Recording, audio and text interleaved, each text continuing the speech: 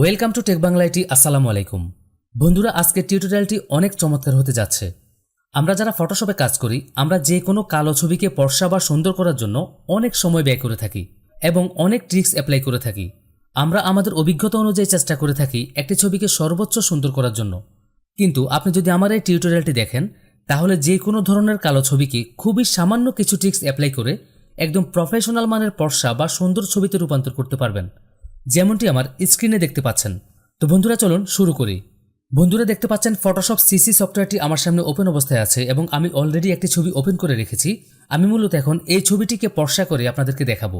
তো বন্ধুরা, একটি ছবিকে ফর্সা বা সুন্দর করার অনেকগুলো উপায় রয়েছে, কিন্তু আমি এই ছবিটিকে ফর্সা করার ক্ষেত্রে খুবই সামান্য কিছু ট্রিক্স অ্যাপ্লাই করব। তো আশা করছি শেষ পর্যন্ত আমার সাথে থাকবেন। তো বন্ধুরা, প্রথমে আমি যেটা করব, এই ছবিটির যতটুকু অংশ ফর্সা করতে চাই ঠিক ততটুকু অংশ আগে সিলেক্ট করে নিব। তো সিলেক্ট করার জন্য চলে গেলাম টুল বক্সে ঠিক এখানটা এসে ল্যাসো টুলটি সিলেক্ট করলাম। ল্যাসো টুল সিলেক্ট করার পর আমি মাউসটি ড্র্যাগ করে ছবিটিকে এখন সিলেক্ট করব। যতটুকু ফর্সা করতে চাই ঠিক ততটুকুই সিলেক্ট করব। তো আমি ঠিক এখান থেকে মাউসটি ড্র্যাগ করা শুরু করলাম।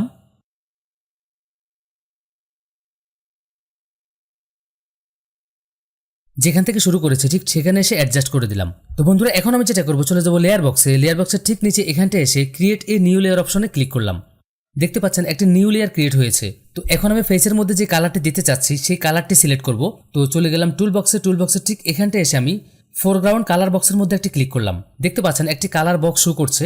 তো এখন আমি যেটা করব, ফেসের মধ্যে যে কালারটি দিতে চাচ্ছি ঠিক সেই কালারটি এখান থেকে বাছাই করব। তো বন্ধুরা, বিভিন্ন ফর্সা ছবিতে রেগুলার যে কালারটি থাকে সেই কালারটি আমি এখান থেকে চুজ করব। তো আমি যদি এখান থেকে কালারটি চুজ করি, আমি কিন্তু অ্যাকুরেট কালারটি চুজ করতে পারবো না। সেজন্য আমি ঠিক এখানটা একটি কোড ব্যবহার করব। সেই কোডটি আপনারা ব্যবহার করবেন, তাহলে অতি সহজে আপনারা কালারটি পেয়ে যাবেন। তো আমি আগের কোডটি ডিলিট করে দিচ্ছি। তো এখানে আমি ফেস কালারের যে কোডটি রয়েছে সেই কোডটি এখন দিব। দেখতে পাচ্ছেন বন্ধুরা, কোডটি দেওয়ার সাথে সাথে কিন্তু কালারটি এখানটা সিলেক্ট হয়ে গিয়েছে। তো আপনি কালারটি খোঁজাখুঁজি করে সময় নষ্ট না করে আমি ঠিক যেই কোডটি এখানে ব্যবহার করেছি আপনিও ঠিক একই কোড ব্যবহার করবেন। তো এরপর আমি এখান থেকে ওকে ক্লিক করলাম। দেখতে পাচ্ছেন বন্ধুরা, আমি যে কালারটি চুজ করেছি ফোরগ্রাউন্ড কালার বক্সের মধ্যে ঠিক সেই কালারটি শো করছে। তো এখন আমি যেটা করব, টুল বক্স থেকে এখানটা এসে পেইন্ট বাকেট টুলটি সিলেক্ট করব। পেইন্ট বাকেট টুল ক্লিক করার পর সিলেকশনের মধ্যে আমি মাউসটিকে একটি ক্লিক করব। তো দেখতে পাচ্ছেন বন্ধুরা, ক্লিক করার সাথে সাথে কালারটি কিন্তু আমার সিলেকশনের মধ্যে চলে এসেছে। তো এখন আমি যেটা করব, চলে আসবো লেয়ার বক্সের উপরের লেয়ারটি সিলেক্ট থাকা অবস্থায় উপরের লেয়ারের অধীনে যে ব্লেন্ডিং অপশন রয়েছে আমি এখানটায় ব্লেন্ডিং অপশনের মধ্যে ক্লিক করলাম। ক্লিক করার পর এখান থেকে সফট লাইট অপশনে ক্লিক করলাম। দেখতে পাচ্ছেন বন্ধুরা, সফট লাইট অপশনটিতে ক্লিক করার সাথে সাথে ছবিটিতে কতটুকু পরিবর্তন চলে এসেছে। তো এখন আমি যেটা করব, সিলেকশনটিকে ডিসিলেক্ট করার জন্য কিবোর্ড থেকে কন্ট্রোল ধরে ডি প্রেস করলাম। দেখতে পাচ্ছেন সিলেকশনটি ডিসিলেক্ট হয়ে গিয়েছে। তো আমি ছবিটিকে আরেকটু জুম করে নিচ্ছি। তো বন্ধুরা, আপনারা যদি আপনাদের ছবির কোনো অংশ থেকে কালার ইরেজ করতে চান, মানে কালার বাদ দিতে চান, সেক্ষেত্রে যেটা করবেন, চলে যাবেন টুল বক্সে ঠিক এখানটা এসে ইরেজার টুলের মধ্যে একটি ক্লিক করবেন। ইরেজার টুল ক্লিক করার পর ইরেজার টুলের অধীনে উপরে যে অপশন রয়েছে ঠিক এখানটা এসে আপনি একটি সফট ব্রাশ সিলেক্ট করবেন। সফট ব্রাশ সিলেক্ট করার পর অপাসিটি এবং ফ্লো দুটি 100% করে রাখবেন এবং আপনি আপনার ইচ্ছে মতো ব্রাশ সাইজটিকে ছোট অথবা বড় করে নিতে পারবেন। আপনি কিবোর্ড থেকে লেফট অথবা রাইট ব্র্যাকেট চেপে ব্রাশটিকে আপনার প্রয়োজন অনুসারে বড় বা ছোট করে নেবেন। তো বন্ধুরা, এখন আমি ছবির এই অংশে কালারটিকে ইরেজ করব। তো জাস্ট আমি এখান থেকে মাউসটিকে ড্র্যাগ করলে কালারটি ইরেজ হয়ে যাবে। দেখতে পাচ্ছেন ইরেজ হয়ে যাচ্ছে। তো আপনি ছবির যে অংশে কালার বাদ দিতে চাচ্ছেন সেই অংশের মধ্যে জাস্ট মাউস ড্র্যাগ করবেন। তো আমি করছি, দেখেন।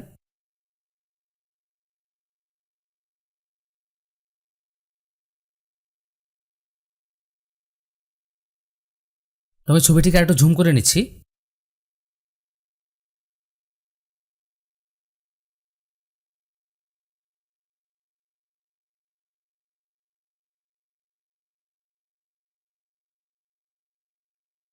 তো এখন আমি যেটা করব, চোখের চারপাশ থেকে কালারটিকে ইরেজ করে দিব। তো আমি এখানটায় মাউস ড্র্যাগ করব।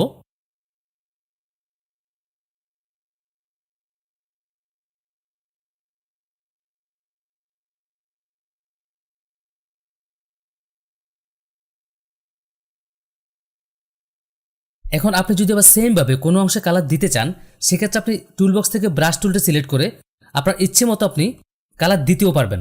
তো আমি যদি এখানটা আবার কালার দিতে চাই পুনরায়, ঠিক আমি ব্রাশ টুল দিয়ে যদি এখানটা মাউস ড্র্যাগ করি, দেখতে পাচ্ছেন আবার কালার হয়ে যাচ্ছে।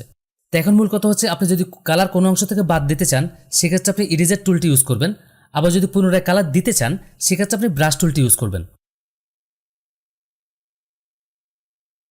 তো বন্ধুরা, এখন আমি যেটা করব, লেয়ার বক্সে যে দুটি লেয়ার রয়েছে দুটি লেয়ারকে আমি অ্যাডজাস্ট করে দিব। সেটার জন্য উপরের লেয়ারটি সিলেক্ট থাকা অবস্থায় কিবোর্ড থেকে কন্ট্রোল ধরে প্রেস করলাম।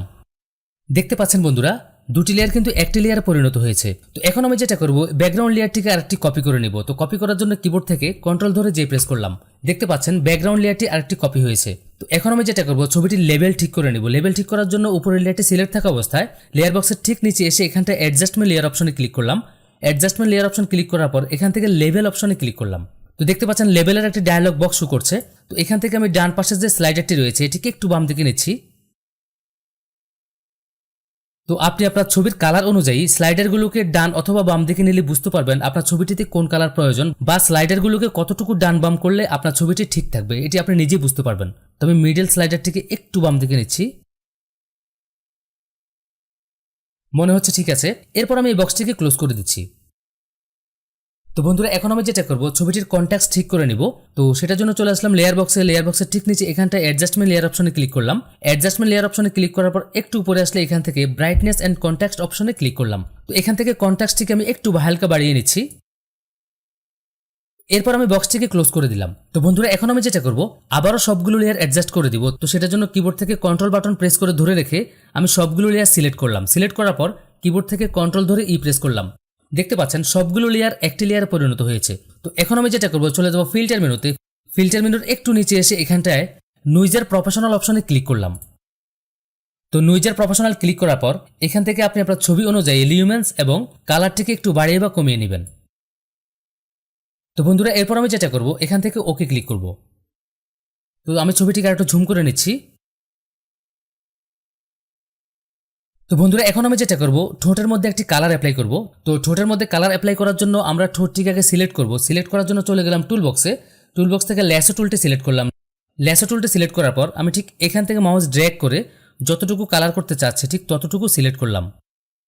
সিলেক্ট করার পর আমি চলে আসলাম লেয়ার বক্সে। লেয়ার বক্সের ঠিক নিচে এসে এখানটায় ক্রিয়েট এ নিউ লেয়ার অপশনে ক্লিক করলাম। দেখতে পাচ্ছেন একটি নিউ লেয়ার ক্রিয়েট হয়েছে। এখন যেটা করব, আমি ঠোঁটের মধ্যে যে কালারটি দিতে চাচ্ছি সেই কালারটি চুজ করব। তো সেটার জন্য চলে গেলাম টুল বক্সে। টুল বক্সে ঠিক এখানটায় এসে ফোরগ্রাউন্ড যে কালার বক্সটি রয়েছে, ফোরগ্রাউন্ড কালার বক্সের মধ্যে একটি ক্লিক করলাম। তো বন্ধুরা এখন আমি যেটা করব, একটু আগে আমরা ফেসের যে কালারটি নিয়েছিলাম কোড ব্যবহার করে, এখন আমি সেম একইভাবে কোড ব্যবহার করে ঠোঁটের মধ্যে যে কালারটি দিতে চাচ্ছি সেই কালারটি সিলেক্ট করব। অন্যথায় আমি কালারগুলো চুজ করতে গেলে আমার একটু সময় লেগে যেতে পারে, সেজন্য আমি কোড ব্যবহার করে কালারটিকে শর্টকাটে চুজ করে ফেলবো। তো আমি কোডটিকে ডিলিট করে দিচ্ছি। তো এখানে আমি কালার কোডটি দিচ্ছি। দেখতে পাচ্ছেন বন্ধুরা, কালার কোডটি দেওয়ার সাথে সাথে কিন্তু কালারটি অটোমেটিক চুজ হয়ে গিয়েছে। তো আপনি আপনার ইচ্ছে মতো ঠোঁটের মধ্যে কালার করতে পারেন। তো আমি আমার পছন্দ মতো একটি কালার এখানে দিলাম। আপনি যদি সেম কালারটি দিতে চান তাহলে কোডটি ব্যবহার করবেন। তো এরপর আমি ওকে ক্লিক করলাম। তো বন্ধুরা এখন আমি যেটা করব, আবারও চলে যাব টুল বক্সে। টুল বক্সে এখানটা এসে পেইন্ট বাকেট টুল ক্লিক করলাম। পেইন্ট বাকেট টুল ক্লিক করার পর ঠিক এখানটা একটি ক্লিক করলাম। দেখতে পাচ্ছেন যে কালারটি চুজ করেছি সেই কালারটি এখানে চলে এসছে। তো এখন আমি যেটা করব, চলে আসবো লেয়ার বক্সে। লেয়ার বক্সের যে নিউ লেয়ারটি রয়েছে, নিউ লেয়ার অধীনে যে ব্ল্যান্ডিং মোড রয়েছে, আমি ব্ল্যান্ডিং মোড অপশনে ক্লিক করলাম। ক্লিক করার পর ঠিক আগের মতো সফট লাইট অপশনে ক্লিক করলাম। তো বন্ধুরা এখন আমি যেটা করব, সিলেকশনটিকে ডিসিলেক্ট করার জন্য কিবোর্ড থেকে কন্ট্রোল ধরে প্রেস করব। তো আমি ছবিটিকে আরেকটু জুম করে নিচ্ছি। তো বন্ধুরা দেখতে পাচ্ছেন ঠোঁটের বাইরে কিন্তু কালার চলে গিয়েছে। তো এই কালারটুকু আমরা ইরেজ করে দিব। তো সেটার জন্য চলে যাব টুল বক্সে। টুল বক্স থেকে ইরেজার টুল সিলেক্ট করলাম। ইরেজার টুল সিলেক্ট করার পর ঠিক আগের মতো আপনি এখান থেকে একটা সফট ব্রাশ সিলেক্ট করবেন। সফট ব্রাশ সিলেক্ট করার পর আপনি আপনার প্রয়োজন অনুসারে ব্রাশটিকে ছোট অথবা বড় করে নেবেন। তো এরপর আমি ঠিক এখানটা মাউস ড্র্যাগ করছি। দেখতে পাচ্ছেন কালারটি কিন্তু ইরেজ হয়ে যাচ্ছে।